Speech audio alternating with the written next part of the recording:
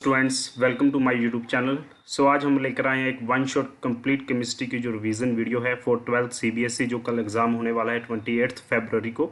सो आज इस वीडियो में हम जो है इंपॉर्टेंट जो टॉपिक्स हैं सभी चैप्टर्स के हम कवर करने वाले हैं। आपको बताया जाएगा कि कौन से टॉपिक में से कौन से क्वेश्चन कौन से टॉपिक में से कैसे बढ़ रहे हैं। सो हम कंप्लीट डिस्कशन करने जा रहे होंगे आज की वीडियो में। So let's start. देखिए, जो है हमारे पास जो क्वेश्चंस जो कंप्लीट जो हमारा जो पेपर होगा वो कितने मार्क्स का होगा। 70 मार्क्स का जो है हमारा जो पेपर होगा, ठीक है। 70 मार्क्स में से जो हमारी जो वेटेज जो मोस्टली होगी वो होगी ऑर्गेनिक की इसमें, ठीक है। ऑर्गेनिक के बाद हमारी होगी physical chemistry and then inorganic, okay, inorganic. तो अगर हम बात करें जो फिजिकल ऑर्गेनिक केमिस्ट्री की सबसे ज़्यादा जो है वेटेज हमें देखने को मिलेगी, इसमें से जो है 33 मार्क्स के जो क्वेश्चंस हमें नंबर के जो है मिलेंगे। और फिजिकल केमिस्ट्री में है जो है 23 मार्क्स के। उसके बाद हमारे पास इनऑर्गेनिक के होंगे वो है 14 मार्क्स के, ठीक है। इनऑर्गेनिक के जो ऑर्गेनिक के हमारे पास जो है 4 चैप्टर होंगे आगे। जो है हमारे पास फर्स्ट ऑफ ऑल जो है अल्कोहल, फिनोल ईथर, उसके बाद अल्काइल हैलाइड्स, अराइल हैलाइड्स हो गए, और एक क्या हो गया हमारा जो है aldehyde ketones, carb aldehyde ketone and carboxylic acid. उसके बाद जो है हमारा जो चैप्टर है बायोमोलिक्यूल्स, ठीक है। तो देखिए, जो 33 मार्क्स जो हैं इन चारों चैप्टर में से हमें जो क्वेश्चन आएंगे, ठीक है। तो इसमें हमें पता होना चाहिए कि इसमें पैटर्न क्या फॉलो करेगा CBSE. So first of all हम बात करेंगे पैटर्न।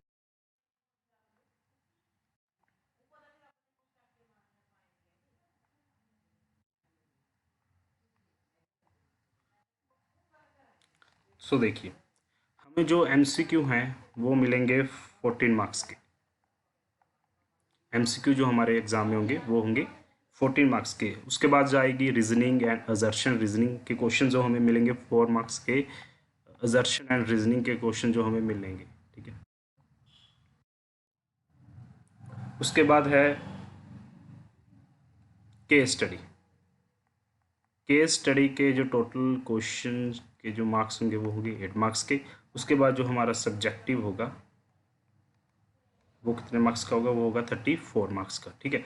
सो ये जो है मार्क्स की जो डिस्ट्रीब्यूशन है इस तरह को कि हमारी एमसीक्यू 14 मार्क्स के होंगे, रीजनिंग एग्जर्शन जो है 4 मार्क्स की होगी, केस स्टडी हमारे 8 मार्क्स के, और सब्जेक्टिव जो क्वेश्चन है उनके हो गए 34, ठीक है। हमारे पास यहाँ पे जो है अलग से 5-6 जो है पैटर्न्स बनते हैं, लाइक 18 मार्क्स के हमारे एमसीक्यू फॉर्म में होंगे, ठीक है ना।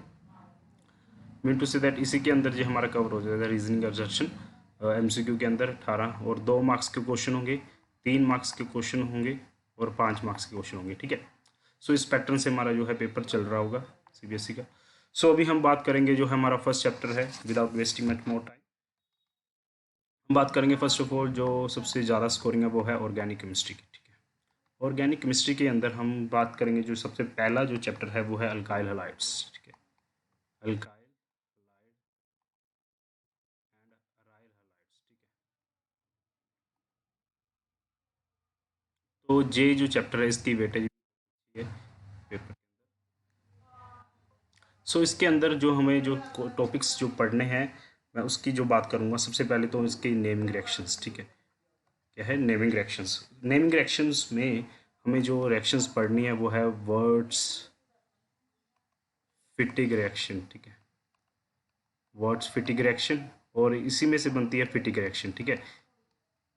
फिटिक रिएक्शन जिसमें हम क्या कर रहे होते हैं, अल्काइल हैलाइड्स को कंबाइन कर रहे होते हैं, ठीक है। अल्काइल हैलाइड्स को कंबाइन कर कर हम क्या अल्केन की फॉर्मेशन कर रहे होते हैं। लाइक फिटिक रिएक्शन होगी, एक वर्ड्स फिटिक रिएक्शन होगी, ठीक है।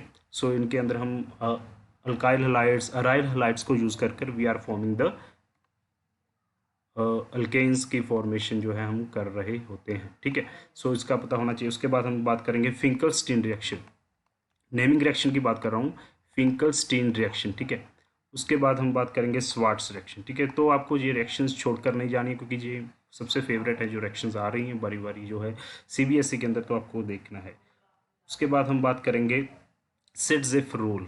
इसके अंदर क्या होता है हमारा Saytzeff rule is follow in the elimination reaction, ठीक है। अल्फा बीटा जो हमारी रिएक्शंस होंगी like in the presence of alcoholic KOH, alcoholic KOH जहाँ पर आ गया तो आपको ध्यान में रखना वहाँ पे क्या हो रही होगी, एलिमिनेशन, अल्फा बीटा एलिमिनेशन हो रही होगी। हमारा जो प्रोडक्ट है वो सिटजिफ प्रोडक्ट बनेगा, तो वो कौन सा प्रोडक्ट होगा, मोर अल्काइलेटेड जो प्रोडक्ट है वो बनेगा, ठीक है। लाइक अल्काइल हलाइड के अंदर अगर अल्कोहलिक केओएच डाल दिया जाएगा तो हमें एक जो है अल्कीन बन रही होगी, तो जो अल्कीन मोर सब्स्टिट्यूटेड होगी या मोर अल्काइलेटेड होगी वो हमारी मेजर अल्कीन होगी, ठीक है। सो उसके बाद हम बात करेंगे डिस्टिंग्विश टेस्ट, ठीक है।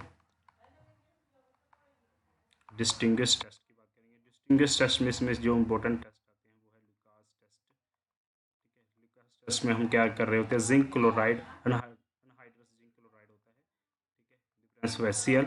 तो इसके अंदर हमें 1 डिग्री, 2 डिग्री और 3 डिग्री सेपरेशन कर रहे होते हैं। तो 1 डिग्री, 2 डिग्री और 3 डिग्री, तो सबसे ज़्यादा जो फास्ट जो हमें ये टेस्ट देते हैं वो होते हैं 3 डिग्री। इसमें क्यों ये टेस्ट देते हैं, टर्बिडिटी इसमें बहुत फास्ट जो होती है, टर्बिडिटी, ठीक है।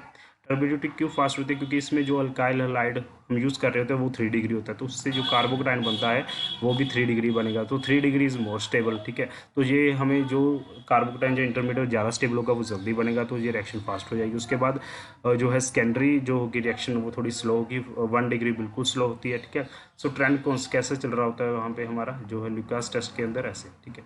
विथ 3 डिग्री हमें जल्दी जो रिएक्शन दे देगी ल्यूकास टेस्ट के साथ। उसके बाद हमें विक्टर मियर टेस्ट भी ज़रूर देखना है इसमें। विक्टर मियर टेस्ट को हम RBC टेस्ट भी कह देते हैं। RBC mean to say that जो 1 डिग्री है ना,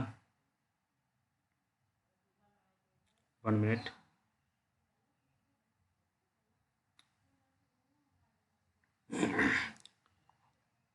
सो जे हम Lucas test, Victor Meyer test, जे अल्कोहल फिनॉल इथर की बात कर रहे हैं, ठीक है। अल्कोहल फिनॉल इथर की जो है इंपॉर्टेंट जो टेस्ट है उसकी बात कर रहे हैं। सो विक्टर मियर टेस्ट हो गया हमारा। जो RBC जो टेस्ट है, देखिए जो 1 डिग्री अल्कोहल्स होते हैं, वेट, 2 डिग्री और 3 डिग्री, तो जो हमारा 1 डिग्री जो अल्कोहल होता है वो हमें रेड कलर देता है, क्योंकि इसके अंदर हम HI यूज़ कर रहे होते हैं, GNO2 यूज़ कर रहे होते हैं, ठीक है। अलग अलग जो रीजन यूज़ कर रहे होते हैं विक्टर टेस्ट में, तो आपको इसका ध्यान होना चाहिए, ठीक है। हमारे जो 2 डिग्री अल्कोहल है वो क्या देगा, हमें ब्राउन कलर देगा, ठीक है। 3 डिग्री जो है कलरलेस होता है, ठीक है। सो ये कोई टेस्ट नहीं देगा। सो आपको अल्कोहल फिनॉल इथर के अंदर जो डिस्टिंग्विश टेस्ट है इनको ध्यान में रखना है। और बता देते हैं आपको टेस्ट, एक और जो है हमारा अल्काइल हलाइड के अंदर बात करेंगे अभी। टेस्ट वो है, पहले अल्कोहल फिनॉल इथर के बता गया, चलिए कोई बात नहीं। अल्काइल हलाइड की बात करेंगे, तो अल्काइल हलाइड के अंदर जो हमें डिस्टिंग्विश पता होना चाहिए किसके अंदर, लाइक एक तो हमें पता होना चाहिए अलाइल क्लोराइड, ठीक है, विनाइल क्लोराइड, एक बेंजाइल, बेंजाइल होता है हमारे पास, ठीक है। देखिए अलाइल के अंदर क्या होता है, देखिए अलाइल के अंदर ऐसा कुछ सिस्टम होगा हमारे पास,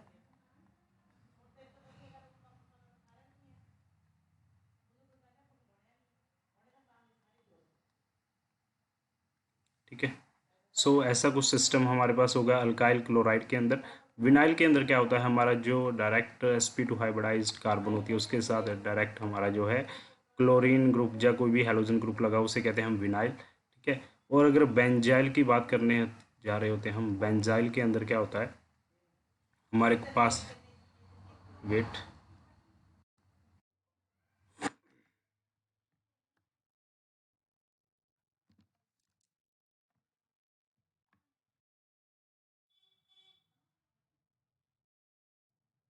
बेंजाइल के अंदर हमारे पास बेंजीन ग्रुप होगा, उसके साथ कार्बन लगी होगी, उसके साथ क्लोरीन, ठीक है। सो ऐसे जो ग्रुप लगा होगा उसे हम कहते हैं बेंजाइल क्लोराइड। तो ये CBSE ने पूछा हुआ है, तो आपको पता होना चाहिए। CBSE ने ऐसे क्वेश्चन पूछा था कि किस कार्बन के साथ डायरेक्ट हमारा हाइड्रोजन लगा होता है, तो उसमें ऑप्शन दिए थे, अलाइल क्लोराइड दिया था, बेंजाइल, विनाइल और एक सिंपल अल्काइल क्लोराइड की एग्जांपल दी थी। तो उसके अंदर जो हमारा क्वेश्चन जो उसका आंसर था ये, क्योंकि ये देखिए ये कार्बन है वो sp2 हाइब्रिडाइजेशन है, ठीक है। सो जे कार्बन जो है, देखिए जे कार्बन क्योंकि इसके अंदर देखिए ना sp2 हाइब्रिडाइजेशन इस कार्बन की, तो इसके साथ हमारा डायरेक्ट क्लोरीन एटम लगा हुआ है, तो हमारा जो उसका एमसीक्यू का जो आंसर था वो ये आपको अच्छे से पता होना चाहिए। ठीक है।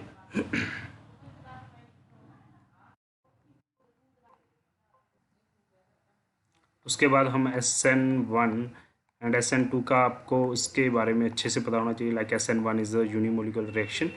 ठीक है, ये बाईमोलिकुलर होती है। इसके अंदर लाइक हमारा कोई भी इंटरमीडिएट है जो वो, इसमें इंटरमीडिएट बनता है कार्बोकटाइन। इसमें नो इंटरमीडिएट, इसमें ओनली ट्रांजिशन स्टेट बनती है, ट्रांजिशन स्टेट बनती है। इसमें कोई भी नो ट्रांजिशन स्टेट फॉर्मेशन। ठीक है, इसमें कोई ट्रांजिशन स्टेट नहीं बनती है। सो आपको इसके 3-4 पॉइंट्स को जो डिफरेंस है पता होना चाहिए। ठीक है। उसके बाद हम बात करेंगे अल्कोहल फिनोल ईथर की। सो अल्काइल हैलाइड में इतना ही, बस इतने में से आपका जो है काम बन जाएगा, पासिंग मार्क्स में अच्छे से मिल जाएंगे। उसके बाद हम अल्कोहल फिनोल ईथर की बात करेंगे। इसमें मैंने जो डिस्टिंग्विश टेस्ट आपको बताई थी, लुकास टेस्ट, ठीक है, और एक विक्टर मियर टेस्ट है, वो इसमें आ जाएंगे हमारे। उसके बाद हम बात करेंगे इसमें जो नेमिंग रिएक्शन है। ठीक है, नेमिंग रिएक्शन आपको पता होना चाहिए। लाइक फर्स्ट जो हम बात करेंगे कोल्ब्स रिएक्शन। ठीक है, कोल्ब रिएक्शन में हम क्या कर रहे होते हैं, ये फिनोल की रिएक्शन होती है। एक्चुअली फिनोल से हम क्या बना रहे होते हैं,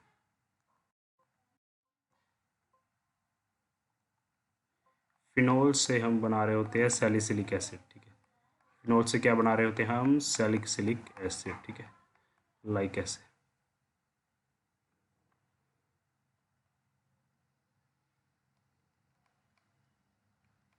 सो ध्यान में रखना, कोल्ब्स रिएक्शन में हम फिनोल को यूज़ कर कर बना रहे होते हैं सैलिसिलिक एसिड, और इसमें जो रेजेंट है उसका हमें जो है ध्यान रखना पड़ेगा, वो होता है base. This is NaOH in the presence of CO2। ठीक है, सो कार्बोक्सिलेशन हो जाती है यहाँ पे, सो कार्बोक्सिलिक ग्रुप की एडिशन हो जाती है। तो ठीक है, सो आपको उसके अंदर जो है ध्यान रखना है, ये होती है रिएक्शन कोल्ब्स रिएक्शन। ठीक है, नेमिंग रिएक्शन है, वेरी इंपॉर्टेंट है। उसके बाद होती है रिमर टिमर रिएक्शन। सो ये भी आपको पता होना चाहिए, रिमर टिम्बर रिएक्शन। इसके अंदर वो क्या करेगा, आपको फिनोल दे देगा। ठीक है, और आपको chloroform CHCl3 in the presence of base.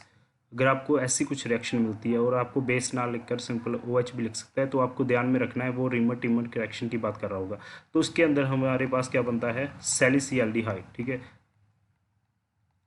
Kolbe's reaction में सैलिसिलिक एसिड बन रहा था, जहाँ पे क्या था हमारा COOH ग्रुप, कार्बोक्सिलिक ग्रुप, और जहाँ पे क्या है एल्डिहाइड ग्रुप। तो इसमें सैलिसिल्डिहाइड की बात करनी है हमें। ठीक है, चलिए आगे चलते हैं। उसके बाद जो है इंपॉर्टेंट रिएक्शन है वो आती है विलियमसन सिंथेसिस रिएक्शन। ठीक है, विलियमसन सिंथेसिस रिएक्शन जो ईथर की रिएक्शन होती है इंपॉर्टेंट, हम ईथर की प्रिपरेशन कर रहे होते हैं इसके अंदर। ठीक है, सो आपको ध्यान में रखना है विलियमसन सिंथेसिस के अंदर हम ईथर की फॉर्मेशन कर रहे होते हैं, ROR। ठीक है, सो ये आपको अच्छे से देख कर जानी है। ठीक है, उसके बाद अगर हम बात करें फिनोल्स की एसिडिटी के ऊपर क्वेश्चन आ सकता है, like why phenols are more acidic than alcohols. ठीक है, सो आपको इसके बारे में आंसर पता होना चाहिए। लाइक फिनोल्स के अंदर क्या है हमारा, जो अगर GH लूज कर देता है तो उसके, देखिए वेट मिनट,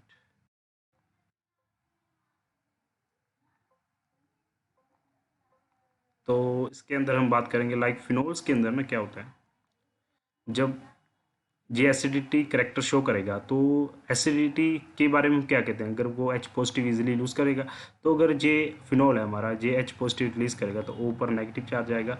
अगर O पर नेगेटिव चार्ज आएगा तो इस स्पीसीज को हम क्या कहते हैं, कॉन्जुगेट बेस। ठीक है, क्या कहते हैं, कॉन्जुगेट बेस। तो एक रूल होता है, अगर किसी एसिड का,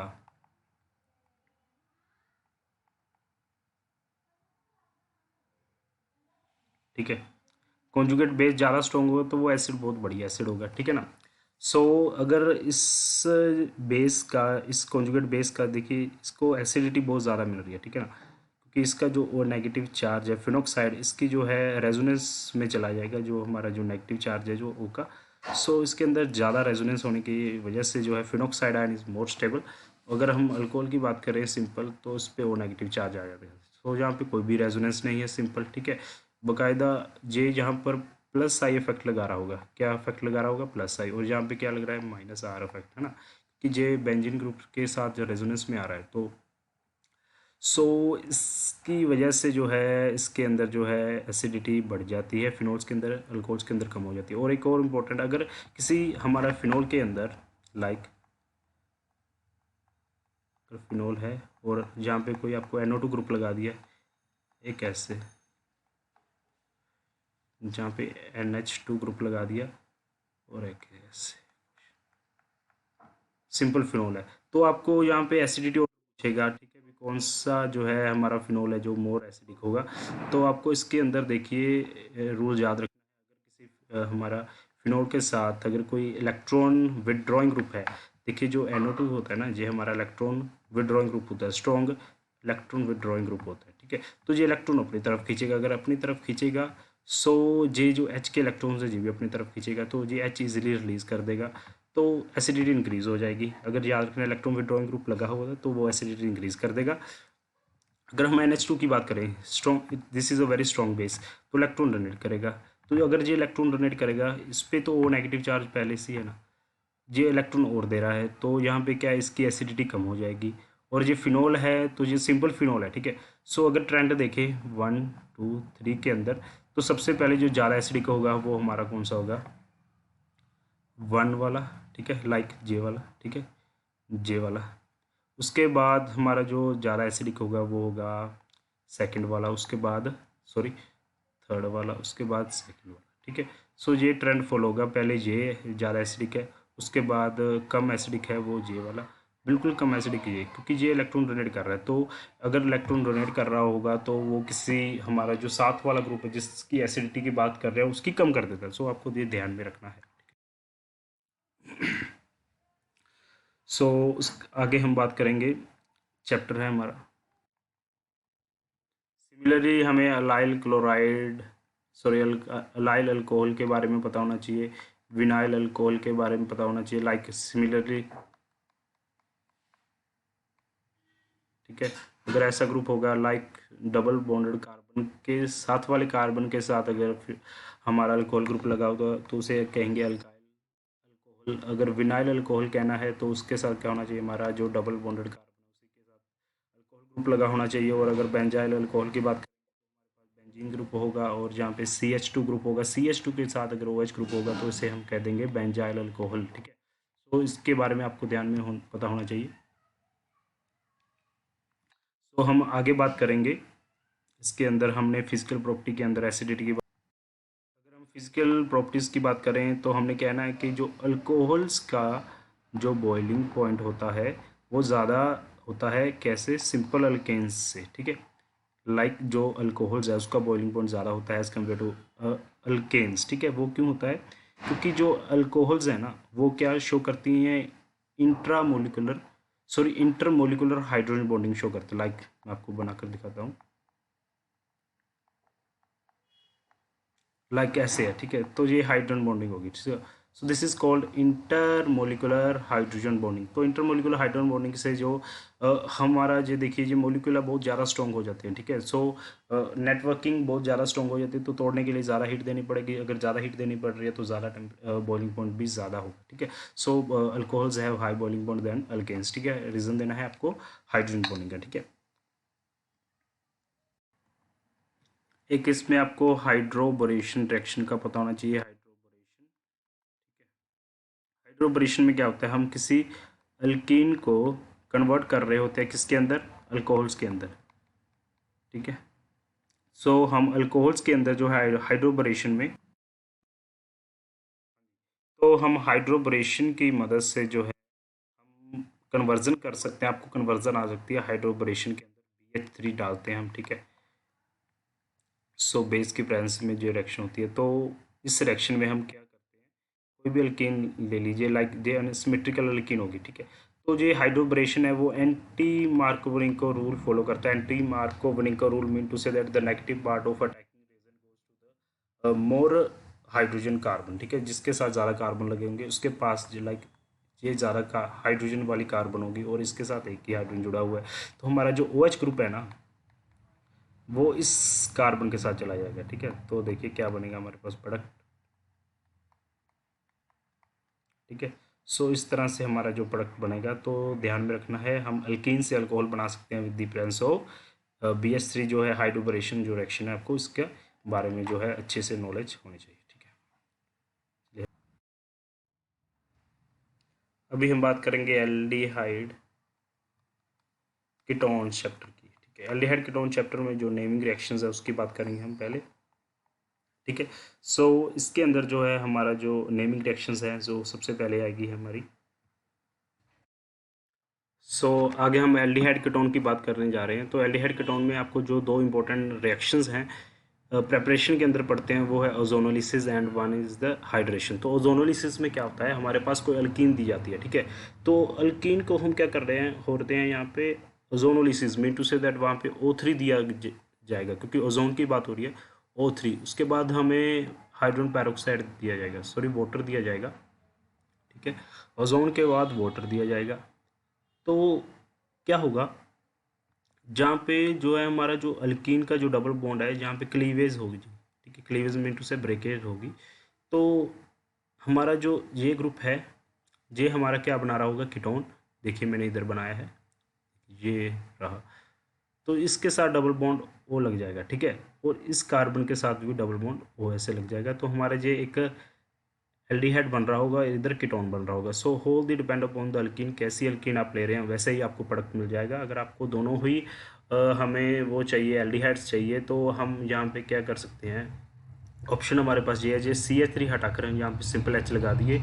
अगर हम यहाँ पे सिंपल H लगा देते हैं तो देखिए जहाँ पे हम H लगा दी तो ये हमारे पास एसिटाल्डिहाइड बन गया। तो depend upon the alkene what want to be have to be product, हमें जो भी प्रोडक्ट चाहिए हमारा जो डिपेंड कर रहा है सारा वो अल्कीन के ऊपर डिपेंड करेगा। उसके बाद हम बात करेंगे कन्वर्जन इंपॉर्टेंट आ रही है, इंपॉर्टेंट जो है प्रीवियस ईयर में मैंने देखी है, जो ये अल्काइंस के ऊपर आई हुई है, ठीक है। अल्काइंस को आपको कन्वर्ट करना था एक एल्डिहाइड के अंदर, ठीक है। तो इसके अंदर हम पहले क्या है, हाइड्रेशन कराएंगे। Hydration mean to say that acidic hydration, ठीक है ना। एसिड की प्रेजेंस में देखिए, तो एसिड की प्रिपरेशन में देखिए एक तरफ हमारा H लगेगा, एक तरफ OH। तो देखिए हाइड्रेशन हो चुकी है। हाइड्रेशन के बाद हमारा जो है जो प्रोडक्ट है जी टोटोमरिज्म में चला जाता है। तो टोटोमरिज्म के जाने के बाद देखिए क्या होता है, जो JH है जे हमारी इस कार्बन के पास चली जाएगी, और जो जे हमारा जो ये डबल बॉन्ड है ये इधर शिफ्ट कर जाएगा। कार्बन हमारा ये क्या है, एक एल्डिहाइड बन जाएगा, ठीक है ना। सो अल्काइन से इंपॉर्टेंट जो कन्वर्जन है ये आपको आनी चाहिए, ठीक है। उसके बाद हम नेमिंग रिएक्शन की बात करेंगे। नेमिंग रिएक्शन किसके अंदर जो है, ये है एल्डिहाइड कीटोन्स के अंदर, ठीक है। स्टार्ट तो रोजनमंड रिडक्शन, ठीक है, रोजनमंड रिडक्शन, ठीक है, जो इंपॉर्टेंट जो रिडक्शन है। रोजनमंड रिडक्शन में हम क्या करते हैं, कोई भी एसिटाइल क्लोराइड ले लिया, ठीक है, इसको simple PDBaSO4 poison with calcium carbonate हम लेते हैं, तो ये हमारा रिडक्शन करेगा। तो CH3COH एल्डिहाइड हमें बना के दे देगा। इस Cl की जगह हमारा क्या लग जाएगा, H लग जाएगा, ठीक है। एक वेट मिनट,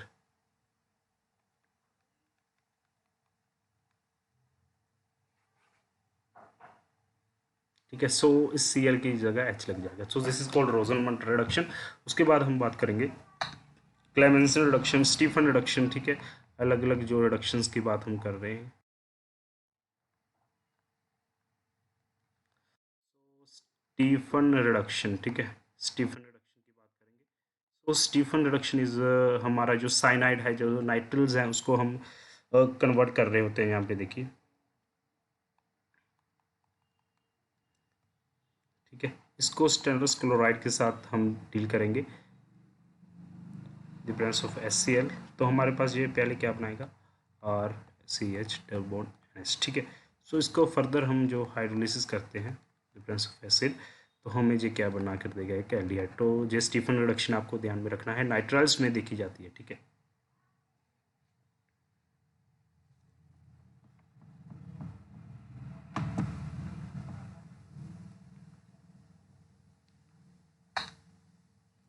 चलिए हम आगे बात करेंगे।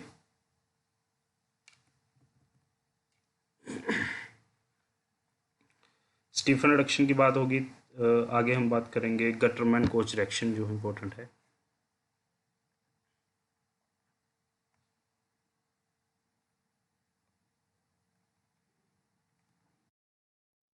गटरमैन कोच रिएक्शन में हम क्या कर रहे होते हैं कि गटरमैन कोच रिएक्शन के अंदर हमें सिंपल एक बेंजीन दी जाएगी, ठीक है, उसको हमने कन्वर्ट करना होता है बेंजाल्डिहाइड में, ठीक है। तो इसके लिए हमें जो रेजन जो चाहिए COHCl in the presence of anhydrous AlCl3, ठीक है, CuCl, ठीक है, कॉपर क्लोराइड चाहिए। और हमें तो यहाँ पे क्या होगा, हमारा जो कार्बोनिल ग्रुप है उसकी एडिशन हो जाएगी, तो हमें जो बेंजाल्डिहाइड बनेगा। तो गटरमैन कोच रिएक्शन इंपॉर्टेंट है, पेपर में आई हुई है, तो आपको ध्यान में रखना है, ठीक है। और एक इसी में से जो है एल्यूमिनियम क्लोराइड अनहाइड्रस, इसे हम कहते हैं अल्काइलेशन के लिए यूज़ कर रहे हैं होते हैं, असाइलेशन के लिए यूज़ कर रहे होते हैं, ठीक है। अल्काइलेशन में लाइक अगर बेंजीन है तो सिंपल हमारा क्या करेगा, कोई अल्काइल ग्रुप एडिशन कर देगा। अगर असाइलेशन के लिए यूज़ कर रहे होते हैं तो सिंपल हमारा कोई भी अगर हम बेंजीन ले ले उसके साथ हमारा जे ग्रुप असाइल ग्रुप की एडिशन कर देगा। सो एसीटोफिनोन की अगर प्रेपरेशन करनी हो बेंजीन के साथ, we have to treat with anhydrous aluminium chloride in the presence of CuCl। So जे हमारा जो एक लियूस एसिड होता है, ठीक है, ये आपको ध्यान में रखना है। सो एसीटोफिनोन की हम प्रिपरेशन कर सकते हैं, ठीक है। तो एक और हमें एल्डिहाइड जो है जे हमें न्यूक्लियोफिलिक एडिशन रिएक्शंस क्यों देते हैं, तो आपको इसके अंदर पता होना चाहिए जो कार्बन होता है ना, इसके ऊपर पार्शियली पॉजिटिव चार्ज आता है, क्योंकि CO बॉन्ड जो होता है, जो पार्शियल जो पोलर बॉन्ड होता है, जो इलेक्ट्रॉन जो जहाँ पे चले जाते हैं, तो इसके अंदर कोई भी nucleophile mean to say that positive charge lover होता है, जो लाइक हमारा कोई भी CN है, लाइक CN नेगेटिव है, तो ये एडिशन देगा, ठीक है ना। तो इसमें आपको क्वेश्चन ऐसे पूछ सकता है, क्वेश्चन लाइक CHO और CH3CO से जो न्यूक्लियोफिलिक एडिशन रिएक्शन कौन फास्ट देगा, ठीक है। तो न्यूक्लियोफिलिक एडिशन रिएक्शन हमारा जो है जो फॉर्मेल्डिहाइड ये फास्ट देगा, वाई को उसके अंदर रीज़न ये होता है क्योंकि देखिए न्यूक्लियोफिलिक एडिशन रिएक्शन की ये हमारे पास न्यूक्लियोफिलिक सेंटर होना चाहिए, ठीक है ना। तो ये न्यूक्लियोफिलिक सेंटर जहाँ पे न्यूक्लियोफाइल ने अटैक करना है, तो जितना उस पर पॉजिटिव चार्ज होगा, देखिए जितना इसके ऊपर पॉजिटिव चार्ज होगा उतना ही जो न्यूक्लियोफाइल है जल्दी से अटैक करेगा। बट अगर इसके साथ इलेक्ट्रॉन विड्रॉइंग ग्रुप लगे होंगे like this is a methyl group, अगर हम फॉर्मेल्डिहाइड का स्ट्रक्चर बना के देखें तो वो ऐसा कुछ बनेगा, है ना। तो देखिए इसके अंदर क्या है, अल्काइल ग्रुप है और एक हाइड्रोजन, इसके पास दोनों हाइड्रोजन है। तो अल्काइल ग्रुप का जो है पॉजिटिव आई इफेक्ट है, जो प्लस आई इफेक्ट इंडक्टिव इस कार्बन को, तो उसको जो पॉजिटिव चार्ज है वो डिक्रीज कर देता है। तो उसकी वजह से जो इसके ऊपर जो पॉजिटिव चार्ज कम हो गया, तो अगर किसी न्यूक्लियोफाइल ने अटैक करना है तो वो ज़्यादा पॉजिटिव वाले कार्बन के पास जाएगा, जो नेगेटिव कट कम जो कम पॉजिटिव चार्ज होगा। तो हमारे इसमें जो है कम पॉजिटिव चार्ज होगा कार्बन, इस पे जो हमारे पास जो कार्बन पर ज़्यादा पॉजिटिव चार्ज होगा। तो न्यूक्लियोफिलिक सेंटर इज गुड जहाँ पे जो जे वाला कार्बन है, तो हमारा formaldehyde reaction nucleophilic addition reaction fast देते हैं एज कम्पेयर टू सिंपल जो है हमारा एसिटाल्डिहाइड की वजह, ठीक है। सो दे न्यूक्लियोफिलिक सेंटर के बारे में आपको बात करनी होगी, ठीक है।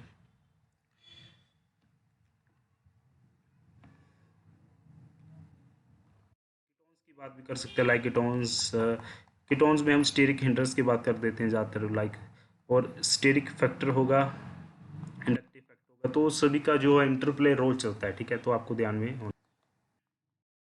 हम बात करेंगे अभी टेस्ट की, जो है डिस्टिंग्विश्ड जो इंपॉर्टेंट क्वेश्चन आ रहे हैं। सो सबसे पहले जो है टोलन टेस्ट होता है, जो कौन दे रहे होते हैं, एल्डिहाइड दे रहे होते हैं, और एलिफेटिक और अरोमेटिक एल्डिहाइड देंगे, और कीटोन्स जे टेस्ट नहीं देंगे। और इसमें जो एलिफेटिक जो और अरोमेटिक एल्डिहाइड है वो Ag पॉजिटिव को Ag में रिड्यूस कर रहे होंगे, so they are reducing in nature, ठीक है, एल्डिहाइड और कीटोन्स सो रिड्यूस कर रहे हैं जो हमारा Ag पॉजिटिव को।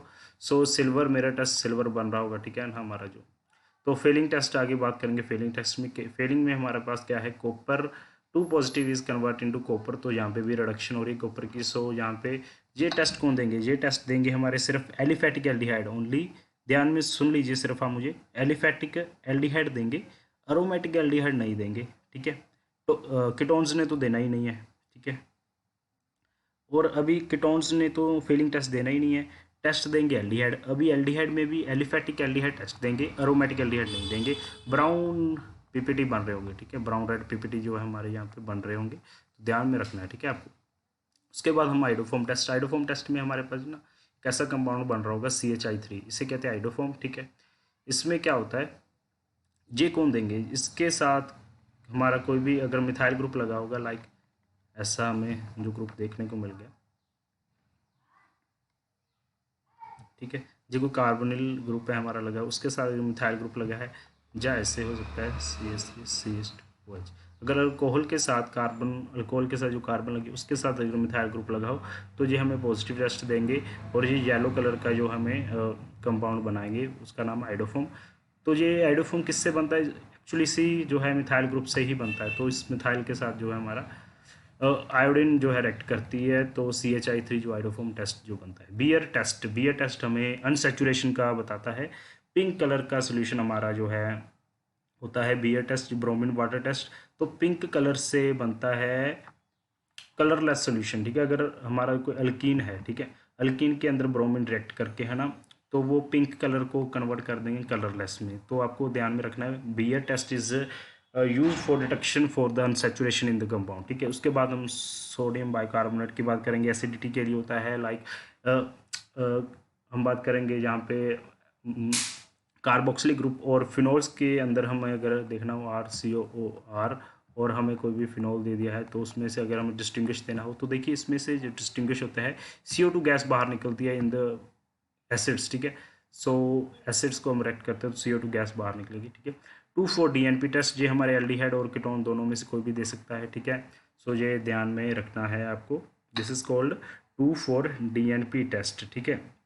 सो इसमें जो ऑरेंज रेड कलर के पीपीटी बनेंगे, ऑरेंज रेड, ध्यान में रखना है, कोई भी दे सकता है एल्डिहाइड और कीटोन, ठीक है। 2,4 DNP टेस्ट इज यूज। अगर आपको एल्डिहाइड दे दिया, अल्कोहल दे दिया, तो उसमें से अगर आपको पहचान करनी है एल्डिहाइड कीटोन की, तो हम 2,4 DNP टेस्ट वहाँ पे यूज़ कर सकते हैं, ठीक है।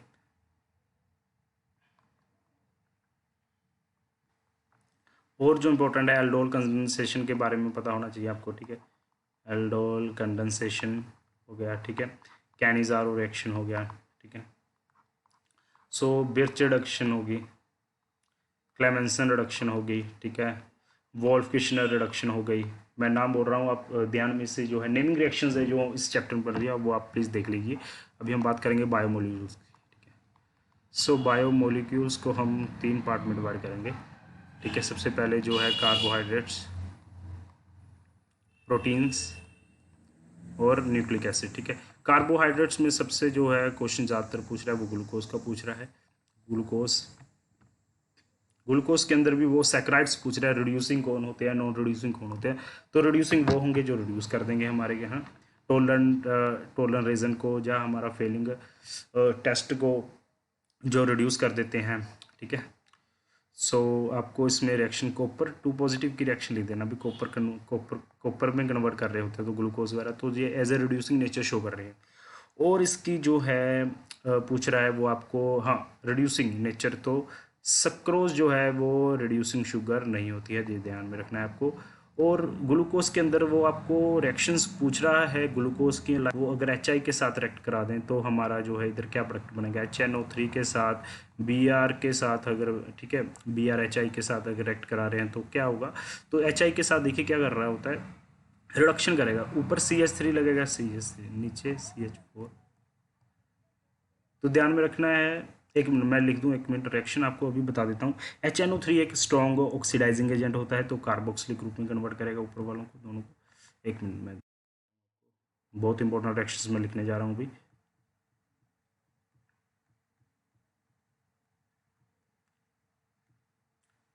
मेरे पास जगह थोड़ी सी कम रह गई, प्लीज़ आप ऐसे ही काम चला लीजिएगा, ठीक है।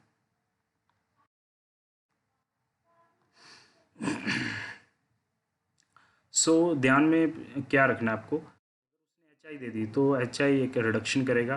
तो देखिए ग्लूकोज के अंदर क्या होता है ना, पहले आपको ग्लूकोज का स्ट्रक्चर बनाना आना चाहिए। तो ग्लूकोज का स्ट्रक्चर बहुत इजी है, देखिए ऊपर हमें CHO ग्रुप लिखना है, नीचे CH, एक मिनट,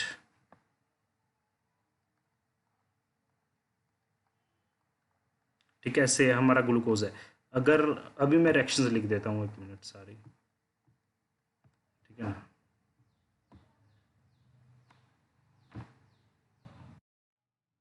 हाँ जी, देखिए इसके अंदर क्या है, देखिए अगर ब्रोमीन वाटर के साथ रिएक्ट करते हैं तो ध्यान से देखिए, मैंने इस एल्डिहाइड को कन्वर्ट कर दिया सिर्फ कार्बोक्सिलिक ग्रुप में। तो it will only do the oxidation of aldehyde group. देखिए हमारे पास अल्कोहल भी है, एल्डिहाइड भी है, तो इसने एल्डिहाइड को कन्वर्ट किया है कार्बोक्सिलिक में, ना कि इसने अल्कोहल को। तो mean to say that this is a mild oxidising agent, ठीक है। इसने सिर्फ एल्डिहाइड की ऑक्सीडेशन की है, ना कि अल्कोहल्स की। अगर अल्कोहल्स की कर देगा तो हम उसको क्या क्या मानेंगे, वो स्ट्रॉन्ग ऑक्सीडाइजिंग एजेंट है, जिसकी बात मैं अगली रिएक्शन में करने जा रहा हूँ। यह है नाइट्रिक एसिड, ठीक है ना। Nitric acid is the one of the most strong oxidising agent. तो इसने देखिए क्या किया, इसने ऊपर वाले ग्रुप को भी कार्बोक्सिलिक ग्रुप में कन्वर्ट किया, नीचे वाले को भी। तो ये ध्यान में रखना है, देखिए समझते जाइए, रिएक्शन ईजी है, ठीक है। उसके बाद हम HI की बात करते हैं। सो HI इज द, जहाँ पे हम बात करेंगे रिडक्शन की, ठीक है। तो रिडक्शन में बात कर रहे हैं तो जी एल्डिहाइड है, नीचे अल्कोहल है, तो अल्कोहल भी किसको कन्वर्ट कर दें, मिथाइल ग्रुप में। और जो हमारा एल्डिहाइड ग्रुप है ना, उसको भी किसी में कन्वर्ट कर रहा है जी अल्काइल ग्रुप में। सो दिस इज रिडक्शन कर रहा है, तो ये हमारा जो है, ये खुद की इसकी क्या हो रही है, ऑक्सीडेशन, तो रिड्यूसिंग एजेंट का ये काम कर रहा होगा, ठीक है। सो आपको ये रिएक्शंस प्लीज़ इसे अच्छे से देख जाना, ये पक्का आ रही है पेपर में, एक आधी जो 2 नंबर का जो क्वेश्चन इसमें ज़रूर बनता है, ठीक है। सो आगे हम बात, तो पायरानोज शुगर की बात करेंगे तो देखिए ग्लूकोज में हमें ऐसा कुछ देखने को मिलती है, ठीक है, पायरानोज शुगर। और फुरान रिंग किस में देखने को मिलती है, ये फ्रक्टोज में देखने को मिलती है। तो आपको इसका हार्वर्थ प्रोजेक्शन आनी चाहिए, ठीक है ना। हार्वर्थ प्रोजेक्शंस पता होनी चाहिए आपको इसकी, ठीक है। लाइक हमें फिशर रिएक्शन, फिशर प्रोजेक्शन पता होनी चाहिए, फिशर प्रोजेक्शन से हार्वर्थ बनानी आनी चाहिए आपको, ठीक है। और ग्लूकोज का जो आपको स्ट्रक्चर पता होना चाहिए, फ्रक्टोज का स्ट्रक्चर पता होना चाहिए, ठीक है। इसमें और एक माल्टोज की जो है, माल्टोज हो गया एक, ठीक है, सक्रोज हो गया, लैक्टोज प्लस ग्लूकोज से बनता है, ठीक है। सो इसकी जो, अगर हम इनकी जो है हाइड्रोलिसिस कर दे किस में टूटता है, तो आपको इसके बारे में अच्छे से नॉलेज होनी चाहिए, ठीक है। ग्लूकोज, सॉरी 1 मिनट, सुक्रोज जो होता है हमारा, जो सुक्रोज होता है वो बनता है ग्लूकोज प्लस, मुझे सुनिए आप, ग्लूकोज प्लस फ्रक्टोज से, ठीक है। सुक्रोज बनता है ग्लूकोज प्लस फ्रक्टोज से, ठीक है। उसके बाद मैं बात करूंगा माल्टोज की, ठीक है। तो माल्टोज किससे बनता है, माल्टोज है हमारा जो बिट्टा डी ग्लूकोज है, देखिए ध्यान से देखिए,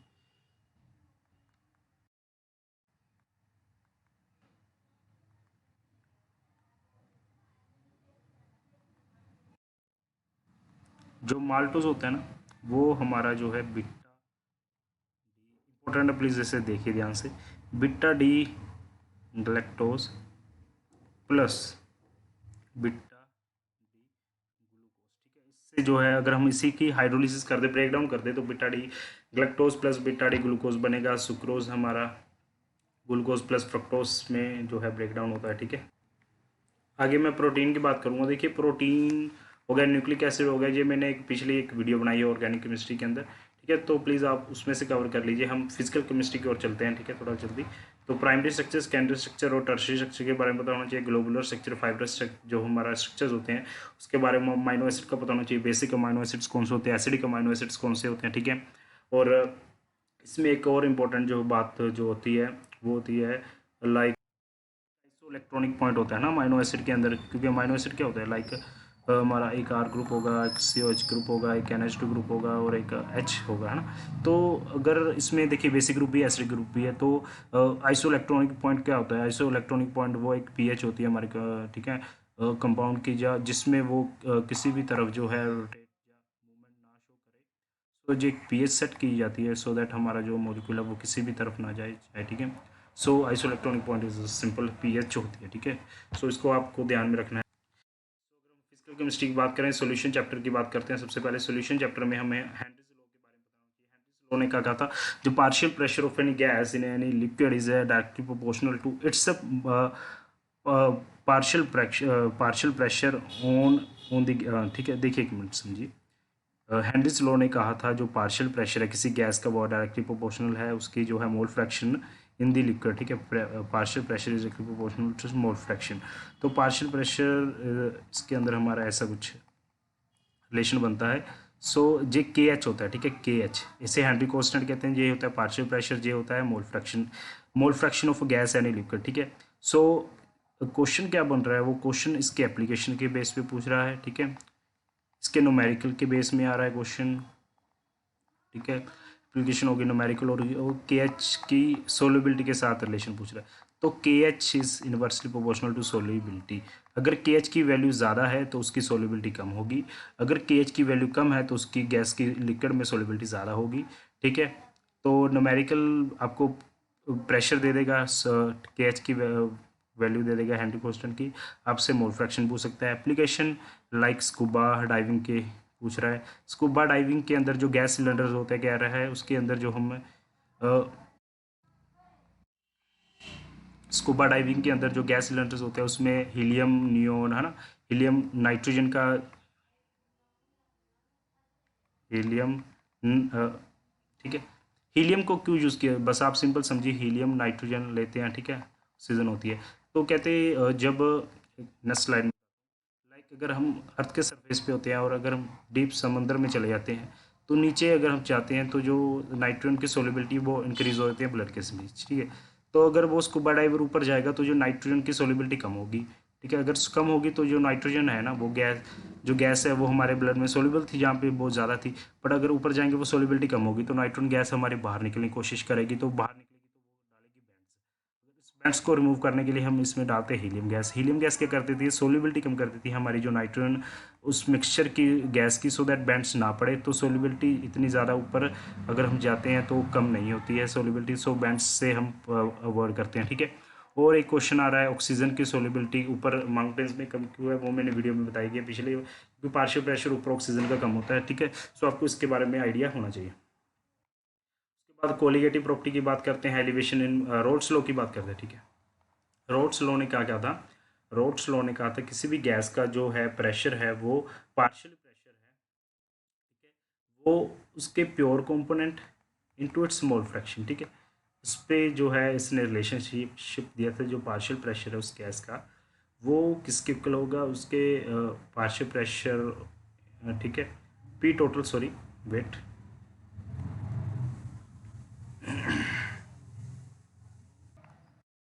सो ठीक है।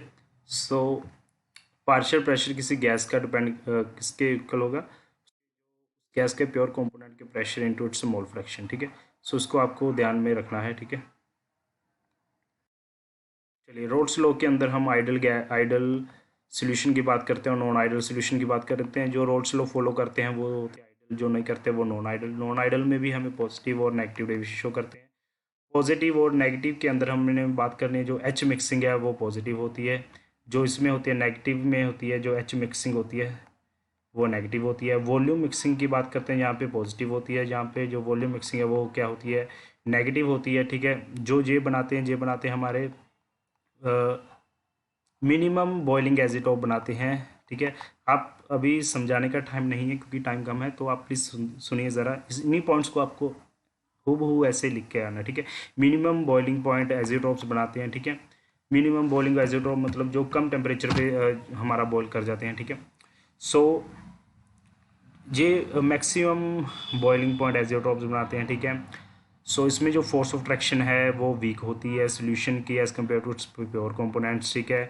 और इसके अंदर हम बात करें जो फोर्स ऑफ ट्रैक्शन है वो, सॉरी एक मिनट, अगर हम फोर्स ऑफ ट्रैक्शन की बात करें सोल्यूशन में कम होती है तो ऐसे करेंगे, ठीक है। बात हम इसमें जो सोल्यूशन बनेगा उसकी जो फोर्स ऑफ ट्रैक्शन है वो स्ट्रॉन्ग होगी, सो इसके अंदर हमें, ठीक है, सो नेगेटिव डेविएशन शो करेगा, ठीक है।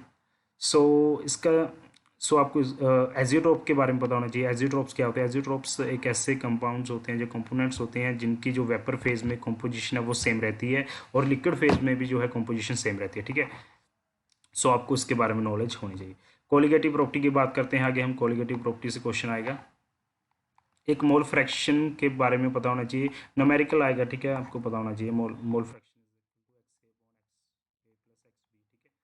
कोलिगेटिव प्रॉपर्टी की बात करते हैं तो कोलिगेटिव प्रॉपर्टी में सबसे पहले आता है relative lowering in vapour pressure. सो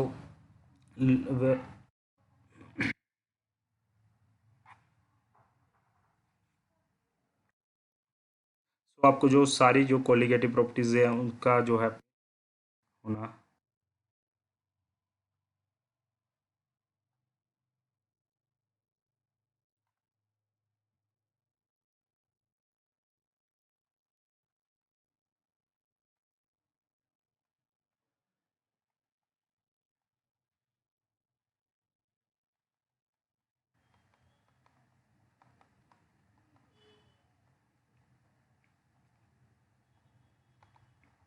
ठीक है। सो दे मैंने लिख दी हैं। सो आपको इसके बारे में पता होना चाहिए। एक रिलेटिव लोअरिंग का लिख लीजिए।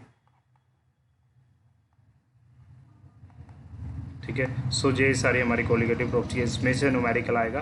तो ये मोलैलिटी होती है। ठीक है। Molality mean to say that mole fraction जो है, sorry, number of moles of solute upon weight of solution into, अगर लीटर्स में तो कुछ नहीं मल्टीप्लाई कर रहा है, अगर मिलीलीटर्स में तो 1000 के साथ मल्टीप्लाई कर दीजिएगा। ठीक है। इसमें भी मोलैलिटी आ गई। तो ये number of moles upon volume R T, जो आर कांस्टेंट है यहाँ पे। सो ये ऑस्मोटिक प्रेशर होता है, ये डिप्रेशन इन फ्रीजिंग पॉइंट ये है, एलिवेशन इन बॉइलिंग पॉइंट ये है, रिलेटिव लोअरिंग वेपर प्रेशर। ठीक है। और एक और आता है इसमें जो वॉटो फैक्टर है वो पता होना चाहिए, वॉटो फैक्टर। ठीक है। वॉटो फैक्टर के अंदर हम अगर बात करते हैं, जो नॉर्मल मोलर मास, ठीक है, अपॉन ऑब्जर्व्ड मोलर मास। तो आपको इतना ही ध्यान रखना है। इसको आई से रिप्रेजेंट करते हैं। For dissociation, for association, no association, no dissociation, I की वैल्यू देखिए, आई की वैल्यू डिसोसिएशन के लिए 1 से ज़्यादा होती है, एसोसिएशन कम होती है। आई फॉर नो, अगर कोई एसोसिएशन डिसोसिएशन ना हो तो बराबर होती है। ठीक है, 1 के। अगर बात करें डिसोसिएशन अगर हो रही है तो आई, चलिए इसको हम आगे चलते हैं। सो इसके बारे में हमारा जो चैप्टर है जो सोल्यूशन खत्म हो गया। इलेक्ट्रोकेमिस्ट्री के अंदर आपको क्या होना पता होना चाहिए, इलेक्ट्रोकेमिस्ट्री की अगर सेल रिएक्शन लिखनी है हमें, तो सेल रिएक्शन में सबसे पहले हम क्या लिखेंगे, सॉरी, जिसकी जो ऑक्सीडेशन हुई है उसे लिखेंगे। देखिए, लाइक अगर एम कन्वर्ट हुआ है एम पॉजिटिव में तो ऐसे लिखेंगे एम पॉजिटिव, तो इसके साथ कंसनट्रेशन लिखनी है जहाँ पे कंसनट्रेशन। तो ये हमने सेल रिएक्शन लिखी है। ठीक है, एक सेल को रिप्रेजेंट किया है एक। ठीक है। इलेक्ट्रोलिटिक सेल होते हैं, एक इलेक्ट्रोकेमिकल सेल होते हैं। जो इलेक्ट्रोकेमिकल सेल्स होते हैं वो केमिकल रिएक्शन को इलेक्ट्रिकल एनर्जी में कन्वर्ट कर रहे होते हैं, और जो इलेक्ट्रोलिटिक सेल्स हैं वो हमारी जो इलेक्ट्रिकल एनर्जी है उसको केमिकल एनर्जी में कन्वर्ट कर रहे होते हैं। ठीक है। सो डिफरेंस आपको पता होना चाहिए उसके बारे में। उसके बाद हम बात करेंगे गिब्स एनर्जी की। गिब्स एनर्जी, ठीक है, गिब्स एनर्जी का जो फॉर्मूला होता है वो G is equal to minus N F E naught cell होता है। ठीक है। ई नोट सेल निकालने के लिए ई कैथोड माइनस ई एनोड पता होना चाहिए आपको। ठीक है। ई नोट सेल हम ऐसे निकालते हैं। अगर आपको ई एम एफ सेल की निकालनी हो तो E naught minus 0.0591 upon N log, ऊपर ऑक्सीडेशन लिखा जाएगा और नीचे रिडक्शन की वैल्यू लिखी जाएगी। ठीक है। इसके बारे में पता होना चाहिए, आपको आनी चाहिए, न्यूमेरिकल आएगा इसके ऊपर। ठीक है। फराडेज लॉ की बात करेंगे। फराडेज लॉ ने क्या कहा था, 2 लॉज आए थे। एक तो अगर करंट ज़्यादा पास कराओगे तो जो हमारा जो मेटल है वो डिपॉजिट ज़्यादा होगा। अगर करंट सेम है तो जिसका इक्विवेलेंट वेट ज़्यादा होगा उसका वेट ज़्यादा होगा, जो वो उसका वेट जो है डिपॉजिट होगा, इक्विवेलेंट वेट। ठीक है। जिसका ज़्यादा होगा वो ज़्यादा डिपॉजिट होगा हमारे उस इलेक्ट्रोड के ऊपर। तो फराडेज ने इसकी बात की थी। ठीक है। कोल्ड्रोश लॉ पता होना चाहिए। कोल्ड्रोश लॉ में क्या कहा था उसने, कोल्ड्रोश लॉ में अगर हम किसी भी इलेक्ट्रोलाइट की इनफाइनाइट डिल्यूशन पे कंडक्टर्स निकालने की कोशिश करते हैं, तो अगर हम लाइक सी एच सी की,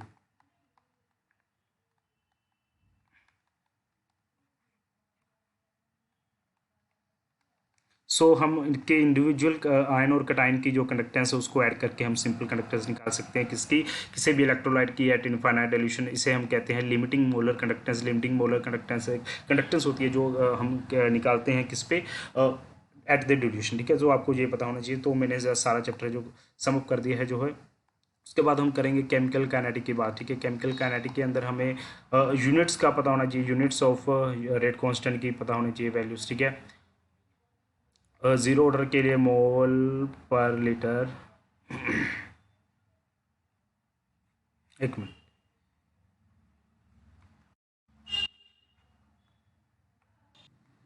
चलिए आपको बस मैं ऐसे बता देता हूँ। आप प्लीज़ बुक से देख लीजिए। Units of rate constant 1 first order, second order की और ज़ीरो ऑर्डर की पता होनी चाहिए। उसके बाद आपको टी हाफ पता होनी चाहिए। ठीक है। टी हाफ अभी मैं लिख देता हूँ यहाँ पे। अगर हम फर्स्ट ऑर्डर की एक रिएक्शन लिखते हैं तो फर्स्ट ऑर्डर की, सॉरी, ज़ीरो ऑर्डर की, फॉर ज़ीरो ऑर्डर,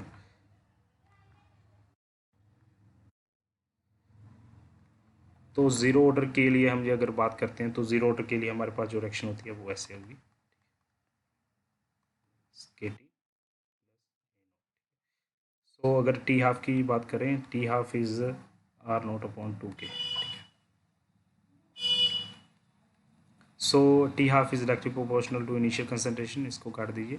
ठीक है। टी हाफ की पता होनी चाहिए आपको वैल्यू। अगर फर्स्ट की बात करें तो फर्स्ट के अंदर जो हमारे पास इक्वेशन बन रही होती है वो L N A at concentration at any time T, so minus K T plus L N A naught. Initial concentration ये हमारे पास क्या आता है फर्स्ट ऑर्डर के लिए, जो रेट डिफरेंशियल इक्वेशन हमारे पास ऐसी कुछ बन रही होती है। टाइम टी एफ की बात करें तो सॉरी टाइम की बात करें 2.303 R K sorry log initial concentration upon A minus X, ठीक है। जी टी हाफ की वैल्यू पता होनी चाहिए 0.693 अपॉन के, ठीक है। सो अगर इसमें ठीक है जो आपको ये क्वेश्चन हमेशा पूछे जा रहे हैं। और इसके बारे में और थोड़ा सा अगर बात करें तो आर सॉरी चलो आपको नेक्स्ट स्लाइड में बताता हूँ। ग्राफ्स के क्वेश्चन पूछ रहे हैं इसमें, ठीक है। ग्राफ के क्वेश्चन कैसे आ रहे हैं, लाइक जहाँ पे आपको कोई भी कंसंट्रेशन आर दे दी, ठीक है। आप ऐसे मानिए कंसंट्रेशन दे दी लाइक, चलिए आर की बात करते हैं तो आर विद टी, ठीक है। कोई कंसंट्रेशन है और हमारे पास ऐसा ग्राफ कुछ ओवर में है, ठीक है। सो इसकी आपको स्लोप पूछ ले तो स्लोप आपकी इससे सिंपल जो आएगी हमारी माइनस की सॉरी अगर ऐसे सिंपल आर अपॉन टी की जो रिएक्शन की बात करें तो ये हमारा जो ऑर्डर होगा वो ज़ीरो ऑर्डर होगा, ठीक है। क्योंकि ज़ीरो ऑर्डर कैसे कहा मैंने, सिंपल जो आर है इनिशियल कंसिडरेशन वो कम होती जा रही है टाइम के साथ, तो ये है नेगेटिव स्लोप के साथ जो हमारा जो ये ग्राफ बनेगा, ठीक है। तो पता होना चाहिए। अगर जे मैंने सिंपल आर लिखी है रिएक्शन, अगर आर के साथ एल एन आर आ जाए, ठीक है, विद टाइम और ऐसे रिड्यूस हो जाए तो उसकी स्लोप माइनस के, ये इंपॉर्टेंट है प्लीज़, पेपर में आई हुई है। और जे अगर एल एन आर आ जाए रिएक्शन के साथ, क्योंकि आप पिछली स्लाइड में देखिए एल एन आर आ रहा है, यहाँ पे एल एन ए आ रहा है ना, जहाँ पे सिंपल ए, तो ए और टी के बीच अगर ग्राफ बन रहा है देखिए माइनस की स्लोप जा रही है, तो पता होना चाहिए ये जीरो ऑर्डर की है। अगर एल एन ए आ जाए तो वो क्या होगा, फर्स्ट ऑर्डर होगा, ठीक है। This is the first order reaction, ठीक है। सो इसके बारे में आपको अच्छे से पता होना चाहिए क्योंकि ये ग्राफ पूछे गए हैं पिछली बार, रिएक्शंस में आए हुए हैं, ठीक है। स्लोप पूछेगा एल एन आर और टी के बीच। एक और ग्राफ आपको इंपॉर्टेंट बताता हूँ।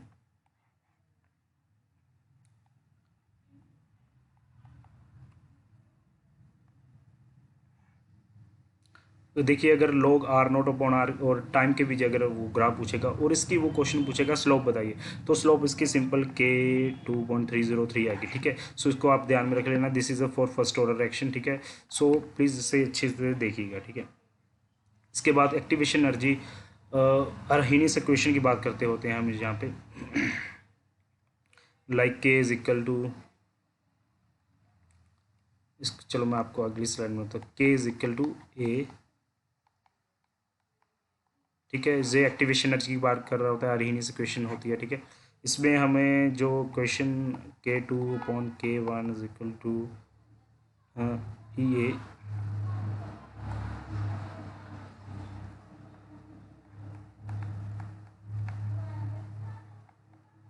एक मिनट,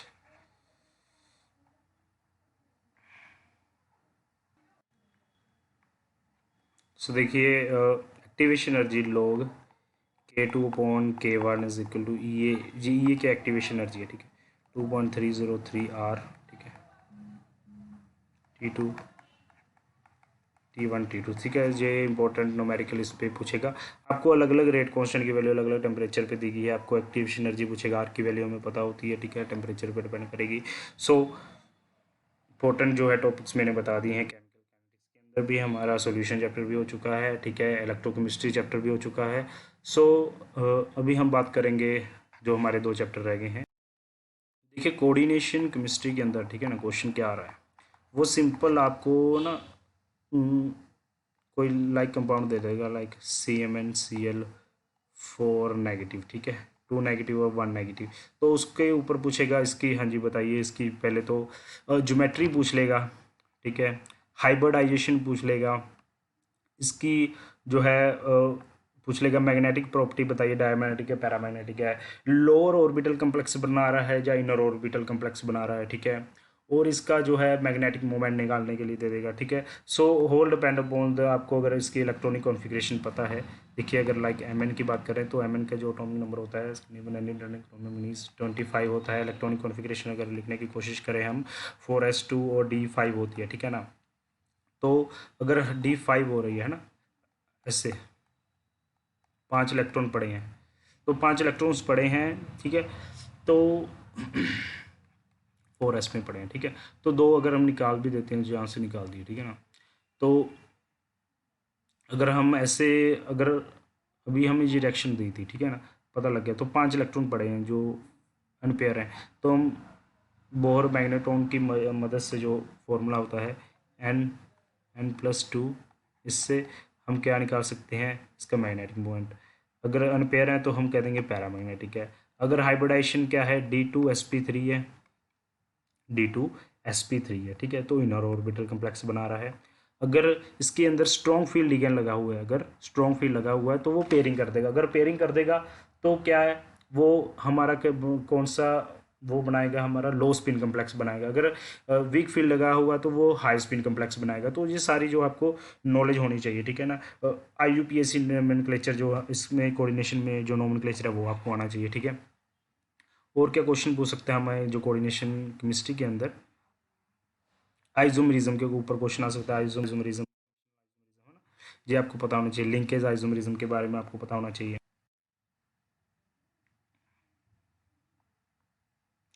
अभी हम बात करेंगे D&F ब्लॉक की। D&F ब्लॉक में जो है, डी ब्लॉक में जो हमारे क्वेश्चंस आएंगे वो कलर कंपाउंड क्यों बनाते हैं भाई, कलर कंपाउंड बनाएंगे क्योंकि अनपेयर इलेक्ट्रॉन है भाई, है ना। डी ऑर्बिटल जो होता है अनपेयर इलेक्ट्रॉन होता है, कम्प्लेक्स क्यों बना रहे हैं भाई।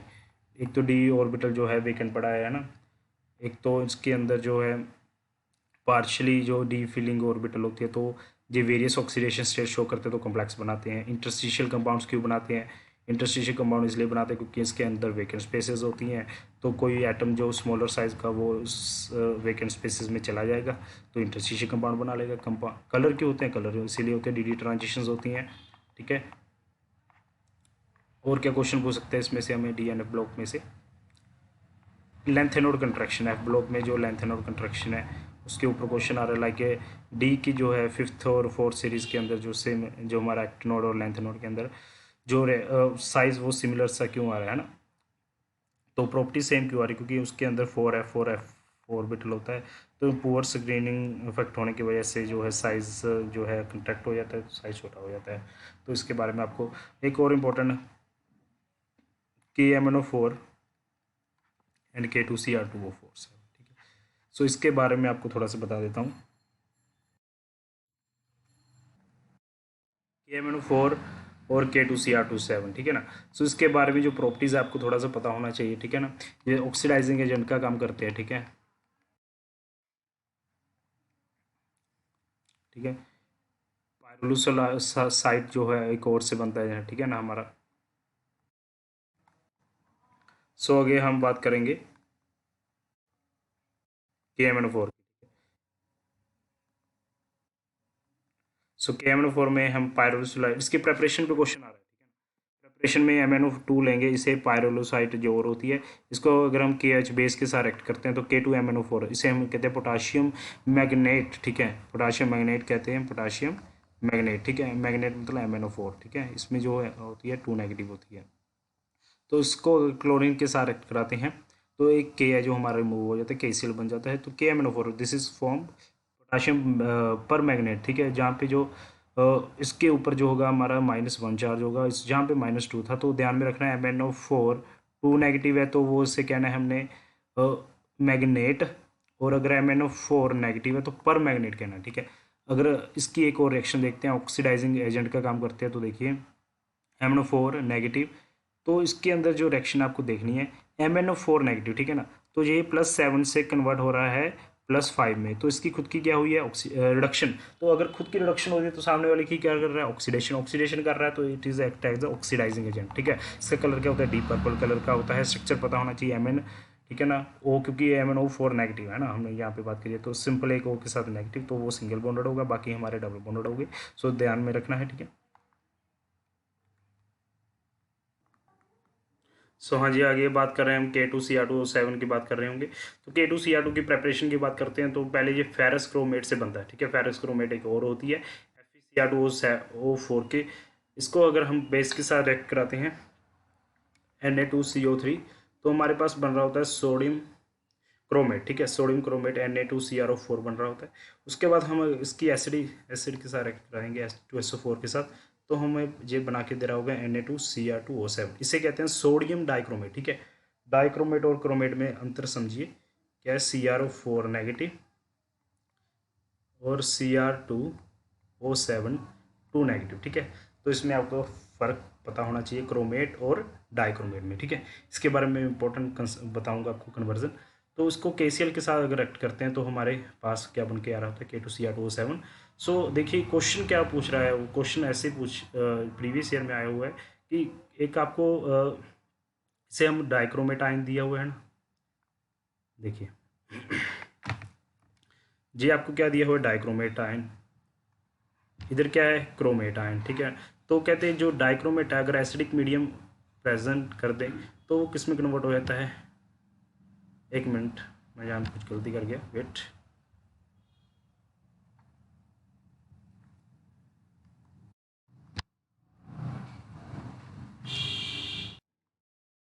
यहाँ पे जो है CrO4 कर लीजिए प्लीज़, ठीक है, 1 नेगेटिव होगा जहाँ पे 2 नहीं। तो जो CrO4 नेगेटिव है ना, वो एसिडिक मीडियम में स्टेबल नहीं होता, वो H पॉजिटिव अगर मीडियम दे दे तो Cr2O27 में कन्वर्ट हो जाएगा। फिर Cr2O7 2 नेगेटिव है, वो कन्वर्ट हो जाएगा CrO4 नेगेटिव में। सो आपको ये इंपॉर्टेंट पता होना चाहिए, तो ये रिएक्शन इंपॉर्टेंट है, सो आपको इसमें जो है पता होनी चाहिए। चलिए आगे बात, K2Cr2O7 का जो कलर है वो ऑरेंज कलर का होता है, ठीक है। ऑक्सीडाइजिंग एजेंट का काम करता है, लाइक KMnO4। स्ट्रक्चर CrO4 का देखिए, CrO4 नेगेटिव का स्ट्रक्चर ऐसे होगा, ठीक है, 2 नेगेटिव, ठीक है। तो इसका आपको ध्यान में पता होना चाहिए, ठीक है। सो D&F ब्लॉक हमारा खत्म हो गया। एक्टिन और लेंथेनोड के डिफरेंस पता होना चाहिए, ठीक है, आपको मैंने वीडियो में बताया हुआ, आप वहाँ से देख लीजिएगा। आगे हमारा जो अमाइंस चैप्टर लास्ट रह गया है, माइंस के लिए मैंने वैसी वीडियो बनाई है, तो आपको शॉर्ट में बता देता हूँ। माइंस के अंदर आपको क्या पता होना चाहिए, लास्ट टाइम अगर रिवीजन कर रहे हैं तो बेसिसिटी जरूर पढ़ लीजिए वहाँ से माइंस की, ठीक है।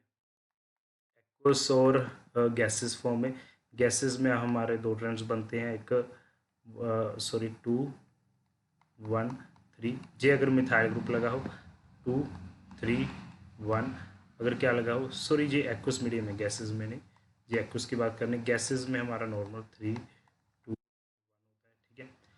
तो बेसिसिटी होगी। एक होफमैन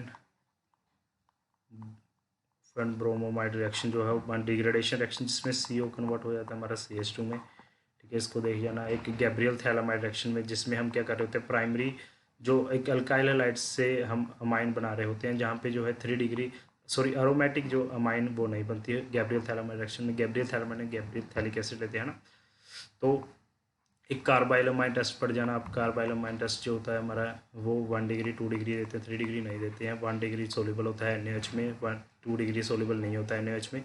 उसके बाद हम बात करते हैं हिंसबर्ग रेजेंट। हिंसबर्ग रेजेंट में जो होता है हमारा सॉरी कार्बाइलमाइन, देखिए क्या होता है, कार्बाइलमाइन जो है हमारा प्राइमरी अमीन के लिए यूज़ होता है, सॉरी कार्बाइलमाइन हमारा 1 डिग्री अमाइंस के लिए होता है, जहाँ पे आइसोसाइनाइड बनता है, ठीक है। तो इसका आप ध्यान रखना। हिंसबर्ग टेस्ट, हिंसबर्ग टेस्ट होता है हमारा। हिंसबर्ग टेस्ट क्या होता है, इसके साथ हम रिएक्शन करवा रहे होते हैं SO2Cl।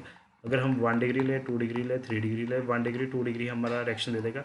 जो भी अगर प्रोडक्ट बनेगा 1 डिग्री 2 डिग्री अमाइंस, उसमें जो 1 डिग्री है वो सोल्यूबल होगा किसमें, NaOH में, और जो 2 डिग्री है वो हमारा सोल्यूबल नहीं होगा NaOH में। ये क्वेश्चन आया हुआ है। 3 डिग्री तो रिएक्शन ही नहीं देते, क्यों, क्योंकि 3 डिग्री के साथ किसी कोई भी H नहीं होता, क्योंकि नाइट्रोजन के साथ H होना बहुत जरूरी है, अगर क्योंकि किसी से रिएक्ट होकर हमारा ऐसे प्रोडक्ट बनता है। सो इन सभी टॉपिक्स को आप पढ़ लीजिएगा अच्छे से। सो आई होप आप सभी को ये जो है वीडियो अच्छी लगी होगी। तो अभी जो काम की बात करते हैं, आप पढ़ तो लेंगे, ठीक है। सो इस वीडियो से आप पढ़ लेंगे, ठीक है। तो इम्पोर्टेंट टॉपिक्स जो आपकी 1 शॉट रिवीजन वो हो जाएगी। तो देखिए अच्छे से जो है पेपर अपना देकर आना, ठीक है। और पेपर्स में MCQ को अच्छे से अटैम्प्ट करना, और अगर आपको कोई कैलकुलेटिव क्वेश्चन रख रहा है तो उसे लास्ट में करना है। अगर टाइम वेस्ट नहीं करना है, जो क्वेश्चंस आपको आ रहे हैं वो फटाफट आप सोल्व करते रहिए। अगर नहीं हो रहे हैं कोई क्वेश्चन तो उसमें उसकी आप जगह छोड़ दीजिए वहाँ पे, ठीक है। आप आइडिया लेकर भी कितनी की वो आपको जगह जो है कंज्यूम रहेगा क्वेश्चन। तो कोशिश करिए क्वेश्चन सभी अटैम्प्ट करके आती है। जितना भी आपको अगर कोई क्वेश्चन नहीं भी आ रहा है अटैम्प्ट जरूर करके आइए। जितनी नॉलेज आपको उस क्वेश्चन के रिलेटेड है उतनी आप लिख दीजिए, क्योंकि सीबीएसई में प्लीज़ आप अपनी जो मार्कशीट है, वो आंसर शीट है, वो खाली नहीं छोड़नी किसी भी क्वेश्चन को। आपको जितनी जैसा भी कुछ भी आप पता हो वैसा आप उस आंसर के बारे में ज़रूर लिख के आइए, ठीक है। और एमसीक्यू आप सोल्व कर लीजिएगा, 2 मार्क्स के क्वेश्चन हो जाएंगे, 3 मार्क्स के हैं, और केस स्टडी आ रही है ना 8 मार्क्स की, जो तो उसको अच्छे से प्रॉपर वहाँ से पैराग्राफ पढ़कर देख कर आना, है ना। तो ऑल दी बेस्ट, क्योंकि आपने सारा साल जो है मेहनत की है इस एग्ज़ाम के लिए। सो मेरी विशेज़ है आपके साथ, best of luck to all the students की आपका पेपर है बहुत अच्छा जाए, और I pray for all the students, ठीक है, सभी ने जो मेहनत की है। So thank you, best of luck at the last. And अगर आपको ये वीडियो अच्छी लगी हो तो please like and share and subscribe जरूर कर दीजिए मेरा चैनल को, ठीक है। So thank you, good bye and best of luck for the exam.